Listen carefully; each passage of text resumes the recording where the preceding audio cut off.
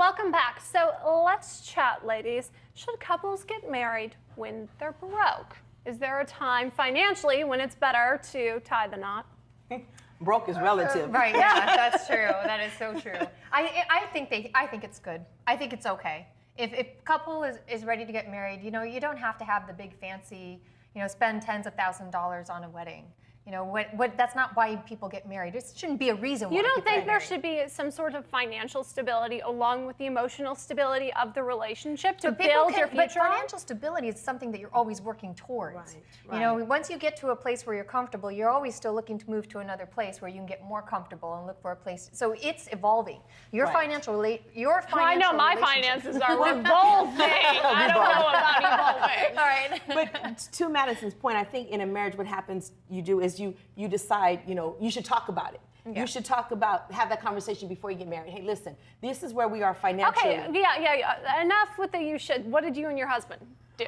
Tell me about that conversation. We were broke. Yeah. We were broke. We didn't have a house.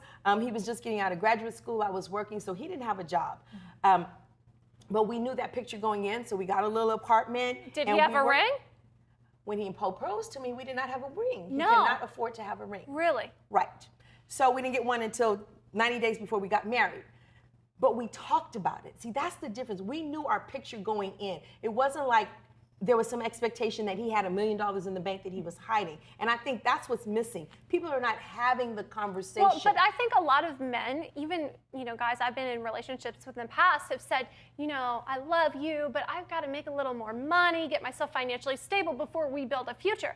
And I'm wondering, is that an excuse because he doesn't really want to build a future, or is he really concerned about his finances? I think for most men, they are concerned about their finances. Men think about it more than women do. They want to see them. They visualize and see themselves, at least I think, in a way where they are successful and they're doing this, and then they got the ring, and then they got the girl, so they have a different way of visualizing what marriage or weddings look like. as opposed to women, we'll just jump in. Right. Oh, It doesn't matter. Where's my twisty tie for a ring? I love yeah. you, my men. Yeah, However, I did meet a woman who had said to a male friend of mine, she pulled out this picture in Cosmopolitan of this ring that was worth about $50,000 plus.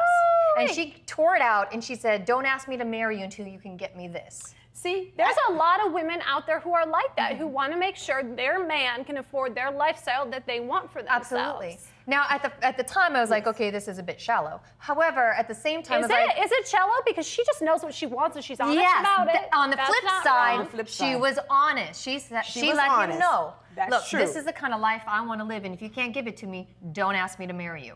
that's true. She should give it to herself. That's what I'm saying. Well, good that she was honest, but also as women, we have to identify potential, right? Where my husband and I are financially today, we weren't 22 years ago. Yeah. But again, we had You the built it conversation together. across the road. So sometimes as women, I'm gonna caution the $50,000 ring early Okay. when it's not gonna be sustainable. But also, what your vision of marriage may be different from someone else's. Right. My vision of marriage when I got married was, and I remember saying this to my ex, saying, you know what, as long as we're happy, I'm okay if we live in a trailer park. Okay, Right. so I Now, wanna touch on that. years later, I get that repeated back to me as in, I didn't know that you wanted me to buy the trailer park. Well, no, but see, I'm even Like, nervous. well- I'm nervous to have that conversation Why? about finances. And, Why? well, I mean, I don't really want to share all of my secrets. But what Or purchases, or I just, for some reason, it makes me very, very nervous and very hesitant Wait, to what be secrets completely are open. you keeping? yeah. Well, no, I'm not necessarily secrets, but I mean, debt. I feel like a man who wants to marry me is like, but I don't want to be responsible for all her baggage. So you i.e. feel that he'll reject student you. loans, car payments, etc. Because I feel like that is just kind of a Okay, I'm a but little few old-fashioned that times. way, I think, but when you have a marriage, you are Absolutely. marrying. You're marrying. Your financial life along with your emotional life. Okay, along but with, speaking with your emotional life, then if you're not as financially stable, does that cause more problems in your relationship? But I think it's where you put no, the emphasis. you know what? It doesn't. You're right. It's where you put the emphasis. Again, you asked me, and I'll go back to, we didn't have a lot.